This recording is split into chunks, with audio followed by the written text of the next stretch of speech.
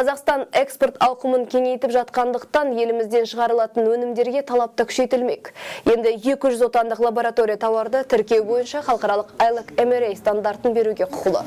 Оған сәйкес Қазақстанда өндірілген өнімдер әлемнің 70 еліне қосымша тексерусі жеткізілді. Жоғары сапа белгісіне тең сертификат әзірге балық, ет және сүт өнімдеріне берілген. Тағы 300 зертхана кеден одағы мемлекеттерінің реестріне кірген. Инвестициялар және даму министрлігінің дерегінше жалпы Қазақстанда тіркеуге алынған тауарларға сараптама жүргізетін 800-ге тарта лаборатория жұмыс істейді. Экспортталатын тауарларды аккредиттеу жыл соңында толығымен автоматтандырылып бітпек. Нәтижесінде жұмыс жүргізудің жалпы мерзімі 162 күннен 67 күнге дейін қысқартылуы тиіс.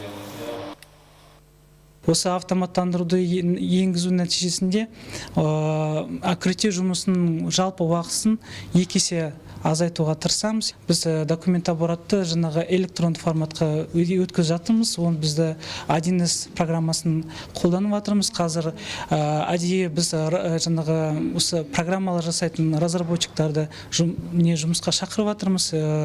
Бізге солар өздерінің көмегін қазір тигізіп жатыр.